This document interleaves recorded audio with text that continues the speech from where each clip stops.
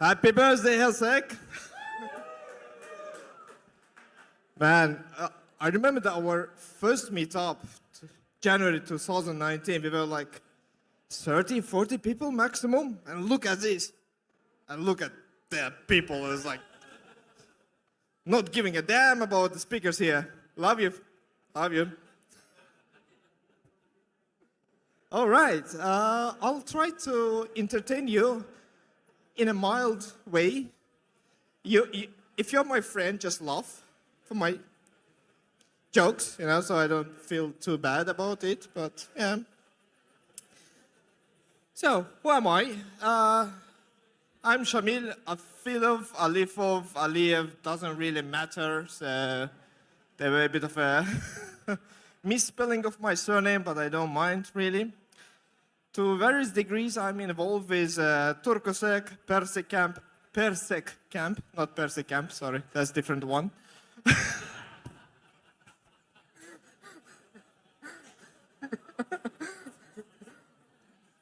And of course, CitySecs are just my love and my community. I've been volunteering for Disobey for many years. I love it. In the daytime, I work at Nixu as a threat intel guy, analyst. And on the photo, you can see me taken by my beloved friend Ben when I was really preparing slides well before the meetup, just an hour ago, finished the slides. That's not my beer. Or maybe it is mine. It was Ben's.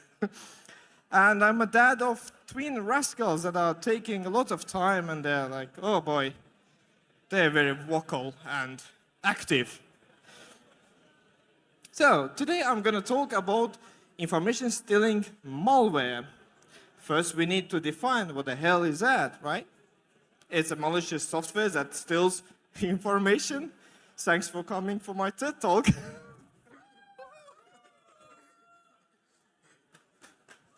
But what kind of information it steals? Or they steal? Quite a bunch of information. The system information and user information of the... Hello, Klaus. I think. Sorry.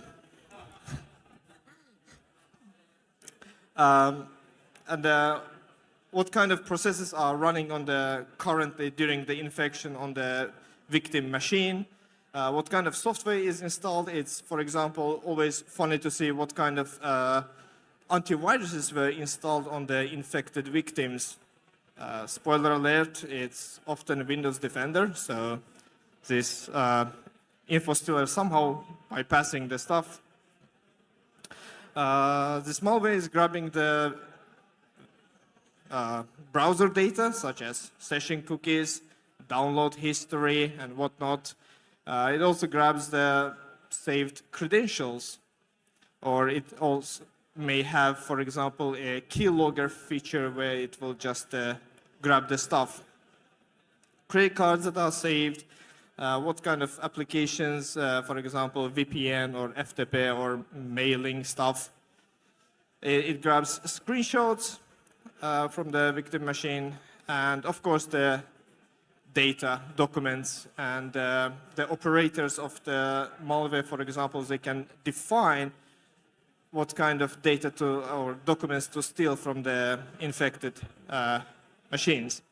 And sometimes there are really interesting files found on the victim machines. Can you guess what this victim was doing?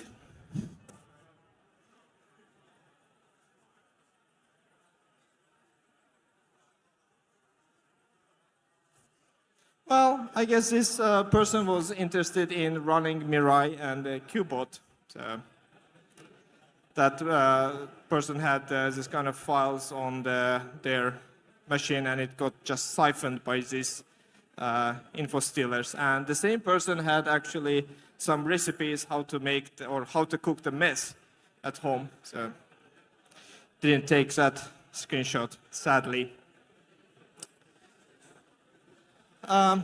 So all of this information is being siphoned by this malware and sent to the control and command, and then they are packaged and just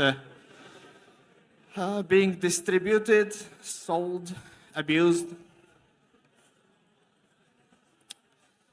So there are various ways how this malware is being distributed or how the people are getting infected. There's a social engineering, for example, publishing some kind of YouTube videos with the links to how to double your cryptocurrency or how to cheat on the various games.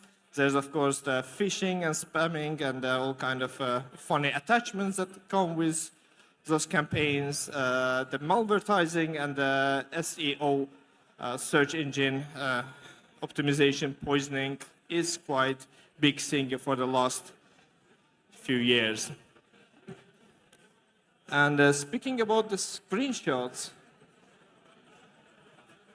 this screenshot was on one of the victim machines that I just was going through. And you can guess how that person got infected. So probably downloaded this fully undetectable free download hack for GTA 5. Happens. And now I'm realizing that I'm going too fast through my slides. So I will be probably finishing way sooner than I'm supposed to. But here's the thingy. Apparently today in Finland is the Heikki's Days. It's a name day for the Heikki's. And I would like to congratulate all Heikki's in the audience.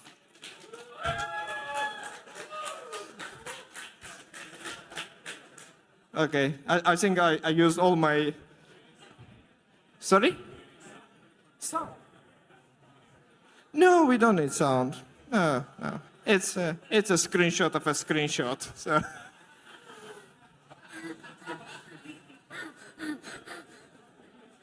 It goes very deep. Yeah, it's Inception stuff, you know.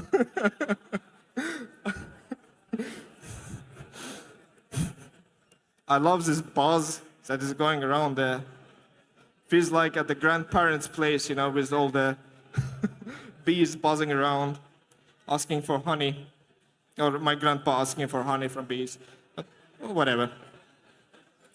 Infostealers are being developed by malware developers, and they're offered quite often as the malware as a service.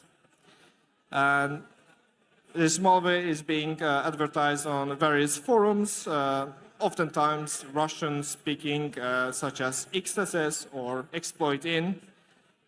They're also being advertised on Telegram channels of those malware developers, and there are different pricing models. For example, you would buy a license for this malware or rent it for, let's say, a month. It will cost you like 100, 200, 300, whatever. Depends on the whatever developer puts the price to.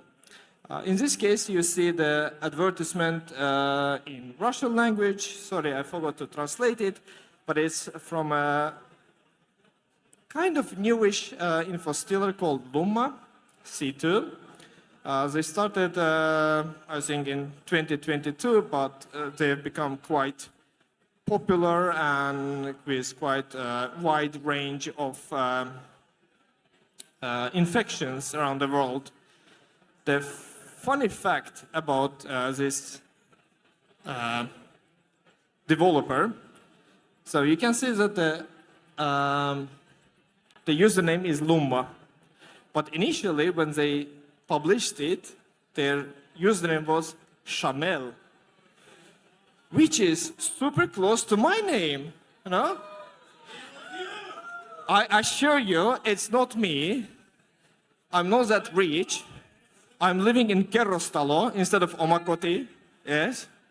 And sadly, I don't have this kind of nice development skills.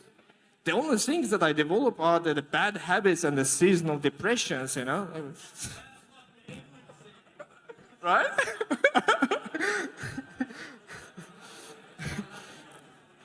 So, let's talk a bit about monetization of the data that are being stolen by the information stealing malware. So, they're of course used by the initial access brokers, and there are dedicated marketplaces. There are so-called clouds of logs of the where they sell the access to different kind of data stolen from the victims.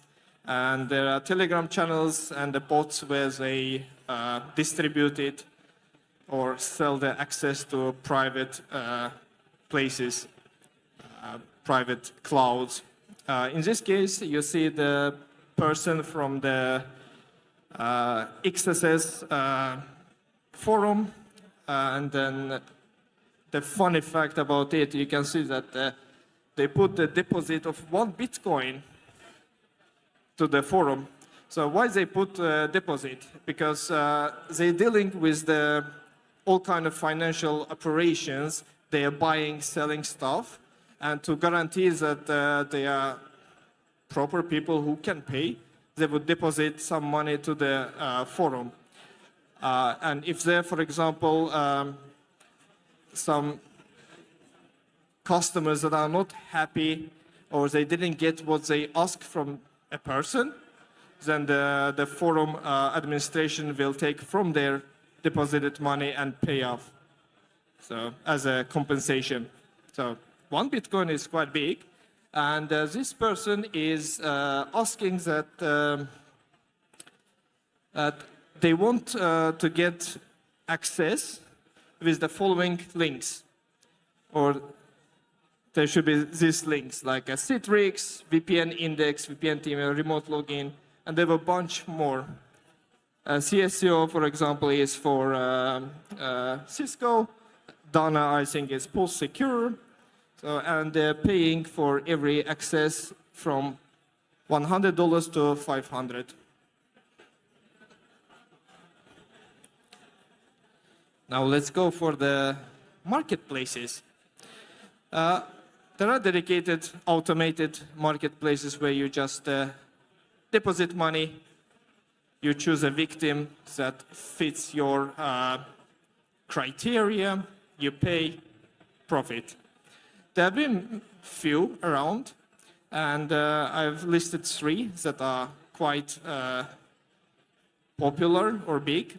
Genesis Market was super popular and always in the news, but there was a law enforcement operation which caught a bunch of users, and they took over some of their domains, even though their Onion or Tor network domain was still working, but there was quite a damage to their reputation, so they closed the shop. Genesis Market was invite only, which means that you couldn't register just like that. You need to get an invite link. Then there's the Easy Shop.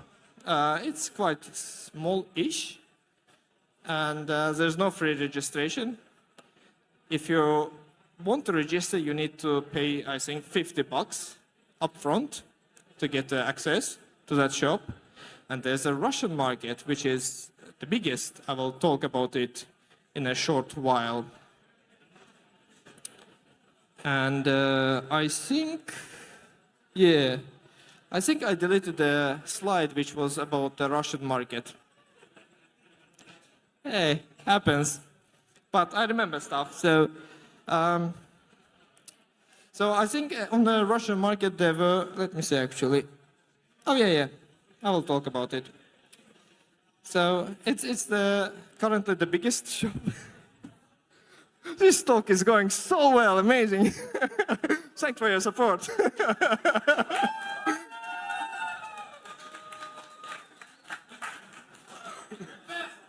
Thank you. So, registration on Russian market is for free. Everyone can register. But, there's always but, right? To see actual data, you need to deposit some money. And a friend of mine deposited some money, so So I can come here and show you how this looks. It is quite adjustable.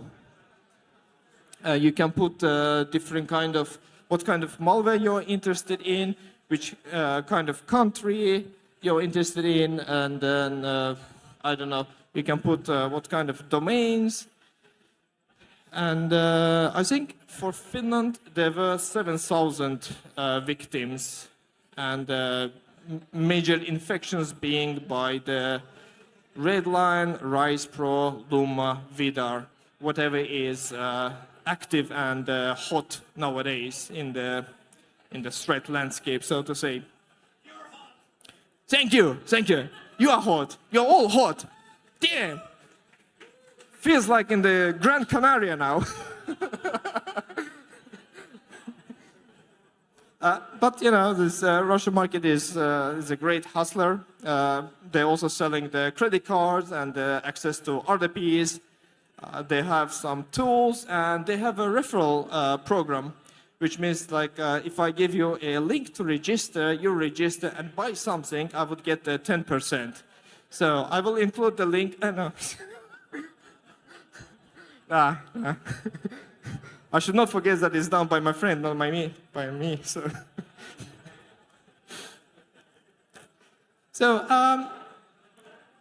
very conveniently enough, this marketplace allows to choose what kind of malware you are interested in. So in here you would say like, for example, the most popular is Raccoon. So there's like 3 million of them. And next up is the Vidar, Redline. Luma is kind of a newcomer, but already you can see there's 1 million something infections. And this screenshot and data was taken a few days ago. So obviously the numbers change. So customers of the marketplace are buying the victims' data, as well as the providers of the malware logs giving or trying to sell more. So they will change, but it's just a nice indication of how's the infections go, and what's the popularity. And I believe currently on the Russian market, it was around 9 million overall victims. So it's quite a big number. Now, Telegram are very, very popular among the people who are interested in infostealers and something else. For example, here we have, I took the screenshot just today. This is from the channel of the Luma C2 developer. So they're just advertising the updates to their software and such. And oops, yeah. The so-called Telegram clouds or clouds of the malware logs, where they publish something for free. And they're doing it for a few reasons. First, sharing is caring, right? We are sharing a good times, you know, it's a community. So, but it's also a nice marketing move that you share some free data for whoever wants to download it, as well as you advertise your private cloud or private repositories of data. And you can see that access to Starlink's private cloud is for 10 days is $100, and there's more discounts, more days you take. And there are tons of this kind of channels that are sharing malware data, and tons of stuff that are publishing the free data. And there are also so-called logs aggregator channels on the Telegram, which are, for example, publishing the malware logs from other operators of the malware. They're doing it for again, for marketing because they also sell their own services that are private, or they're doing it for the purposes to just piss off their competitors because, everyone yeah, right. Everyone should eat. So you just buy license, like not you, but whatever, let's say the Freelogs cloud operators are buying access to different clouds because they have money and they're draining it.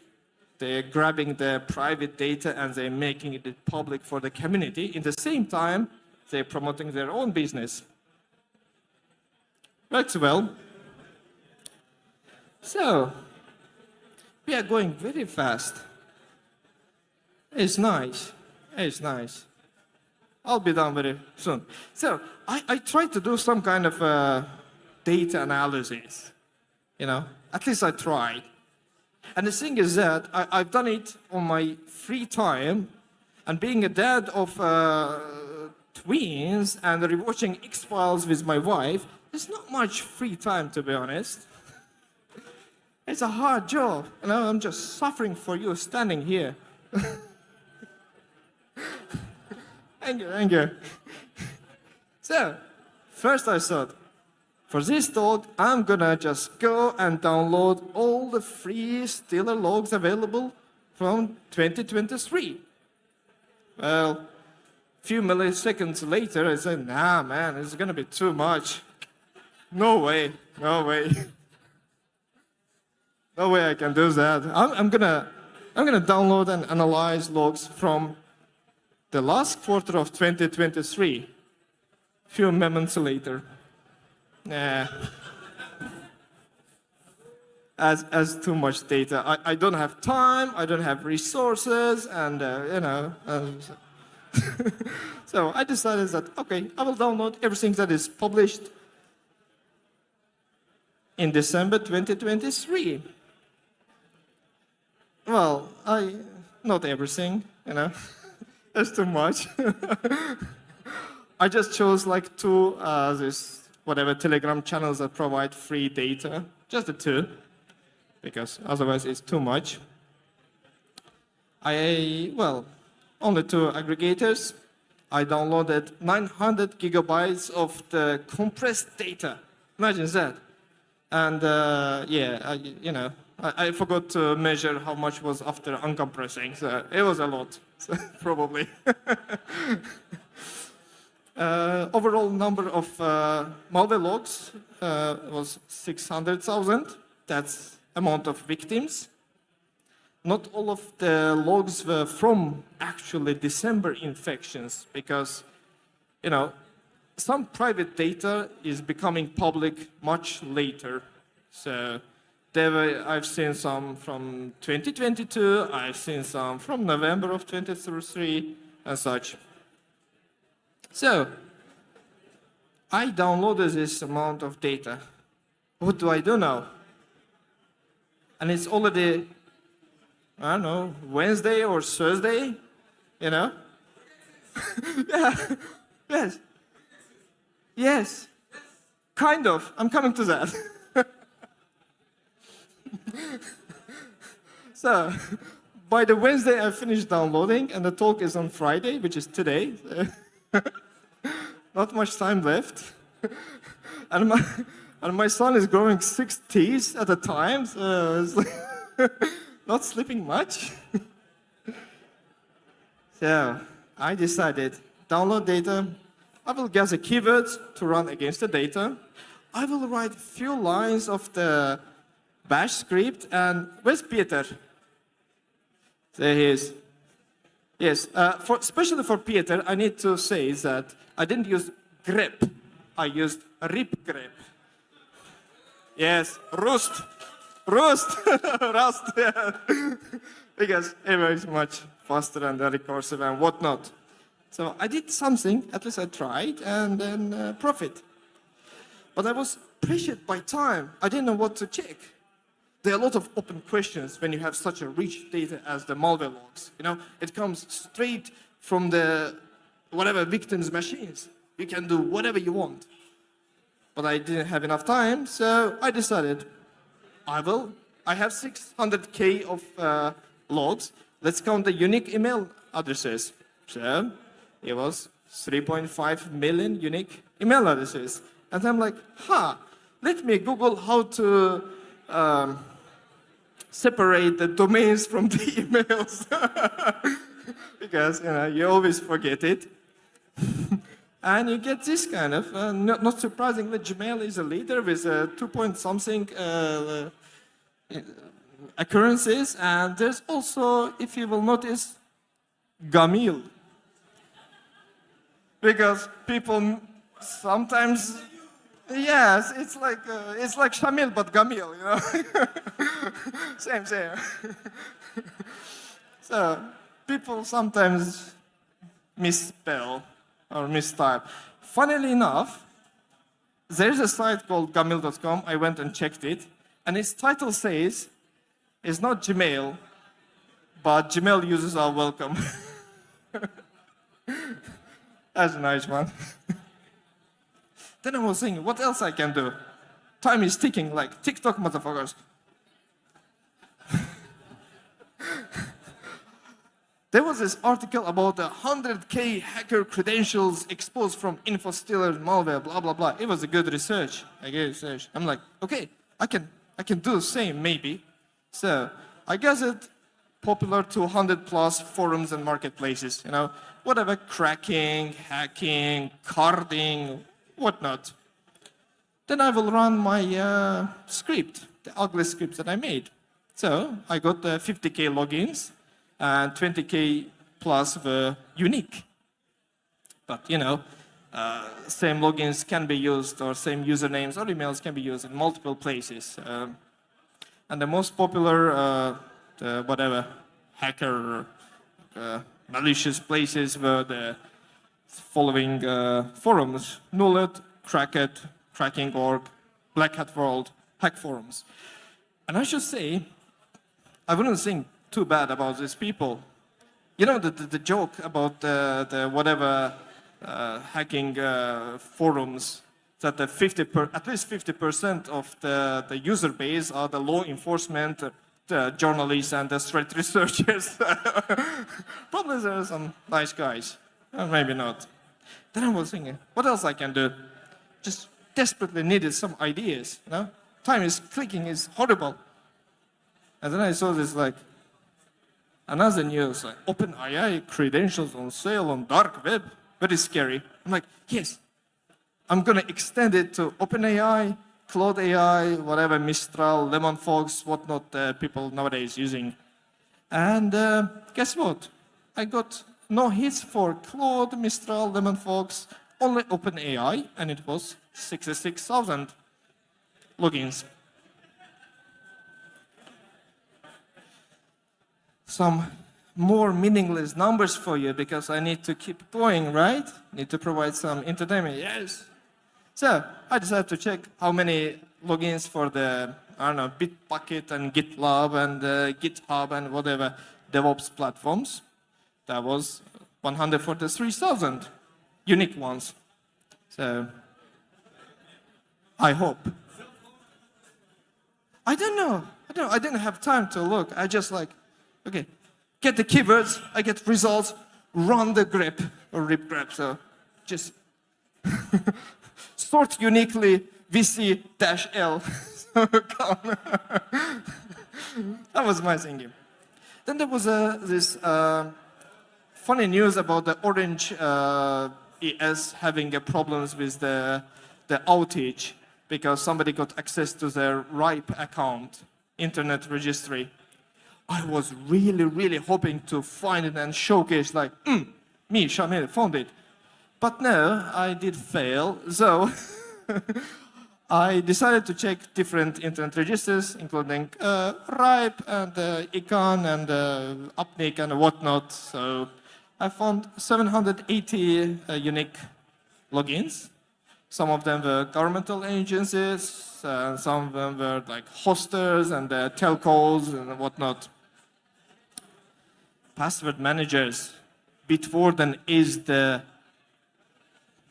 leader. There were too many Bitwarden, but they didn't count how many.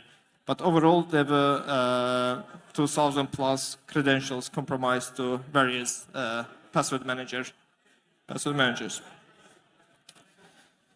Well, I was thinking, what else I can do? I thought to myself, maybe I can be a hero. I can save the Finnish government. No, decided to check if there are any Finnish government staff there. The keywords were used in two ways. I grabbed the domain names of the governmental agencies and services and whatnot, and the emails. There were no findings on emails. I suppose that's a good news. But there were 53 credentials compromised to various services. That included THL, STAT, and whatever this Migri and Perho stuff. Sorry? I don't know how... Yeah, I applied for Finnish citizenship. I'm not sure if I will get it after this talk. If there are any Trafficon people, I'm happy to collaborate. Yeah. Love you, man. Hey, I can't even see how many slides left. Only 2. Yes. It's not that much torture, right? It's okay. Yeah, can suffer. Since I have some time, I'll drink a bit of beer. Cheers to all lovely people.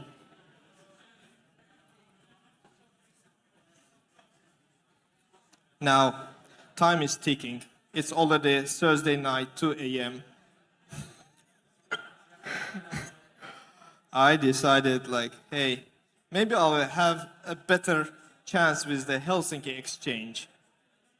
It's a hard work. It's 140 something, I think 141 companies in the Helsinki exchange. So I decided I will gather the domain names and email addresses, how they're using it. And I should say, I didn't use all the email addresses because some companies have tons of daughter companies with their own email formats and whatnot. So I just grabbed the main one and tried to run against my 600K logs. What I have found, 11 companies had findings with the emails, which means their employees were infected. Funnily enough, there was one case of a nice telecommunication company from Finland, used to be very popular. So they had this one person, and the email was like first name, last name, .ext, external. And the same person I found in another company, also Finnish one, both from India. So I suppose that person was external, a consultant, and used a personal device to do the job, and their device was compromised. That's why same person appeared with the 2 different companies. I was just like, interesting. And 40 companies had their findings based on the domain names, and I assumed they are end users, because you can't really control what the end user is doing, you know. Yeah, and there were lots of open questions to me, maybe at some point to go through if I have energy, time, and whatnot, resources to answer some more questions. For example, it would be interesting to see how many logins were with the, I don't know, single sign-on and whatnot. How many victims had what kind of software installed and what kind of antiviruses installed. That would be interesting to see.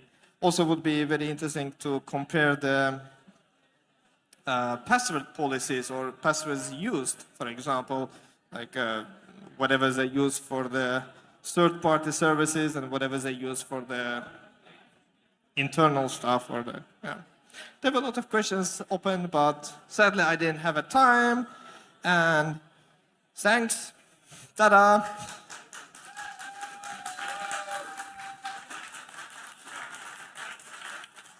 If you have any questions, I'm happy to ignore. Bogdan, my man. Sorry. Luckily, I can't hear you. Great presentation, Mr. Shamil. Thank you. Next time, less beer. But actually, two questions. So first is like, did you run some validation on these credentials? That are they just random noise in the logs? That I mean, if someone stumbled upon this email address, is it just random, or is it that there's credentials and logging data to it? In this case, no. I didn't run any validation, but from previous experience, I've seen that, for example, in a daily job or whatnot, let's say, I would find logins for our customers, and when I check the full log, I see the user information, and I'm like, okay, this person really doesn't seem to work.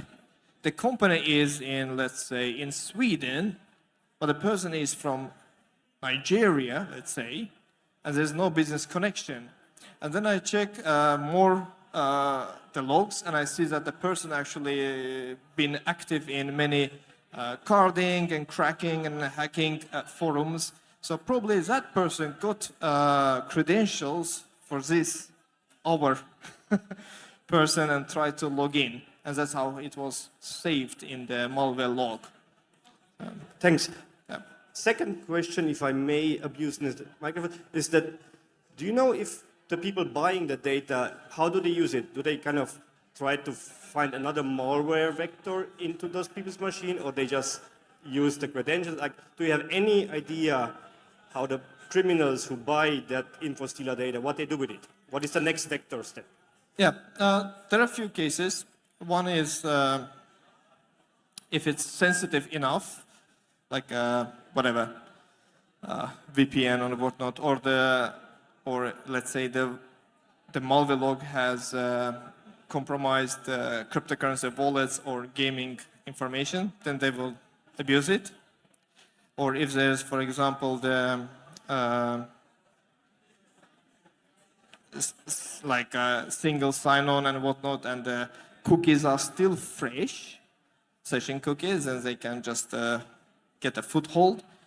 But what else?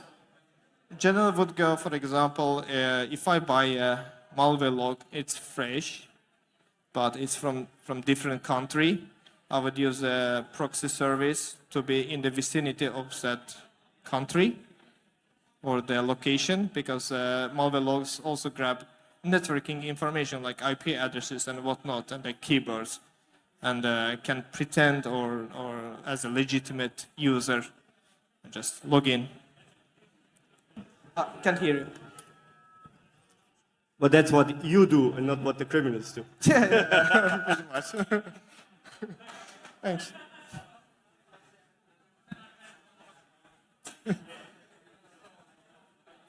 It's going well, yeah. It's not that painful. It's not that painful.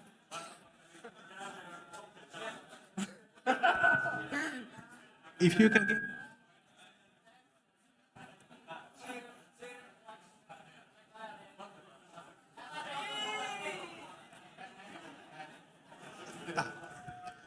Okay, if this is what you get by just paying the money, how important to develop sock puppets? This is what you get by just paying the money and turning to Telegram. Then how much do you need to run sock puppets? Do you have benefits of having long-living sock puppets? Okay, the question was that if you're checking it, if I understood correctly, if you're checking it on the Telegram, how long we need to run the Telegram sock puppet to be able to gather this information? And the answer is nothing. You just go to the S market, like S market, and you just pay €5, buy a Telegram, well, not Telegram, the ELISA or whatnot number. You just have your phone and just register on Telegram and start joining the Telegram channels. There's no need to be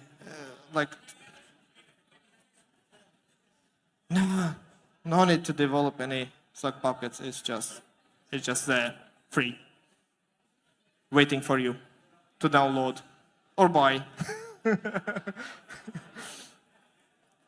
Any other questions? going Okay. in Okay. 3, One 2. more. We have a question. One more. Yes. I can take whole night. Yeah, let's go all night. Since people are obviously paying for these logs, do you know if there are like fabricated logs, like AI could easily generate a lot of this data from sample data? Yes. And coming to the people buying, this logs really lowers the barrier for the cybercrime to commit the crimes. And when it comes to the fabricated, that's a very good thing here, because a few months ago I noticed the emergence of the funny passwords in the logs. For example, logs dealer, it's one of the clouds.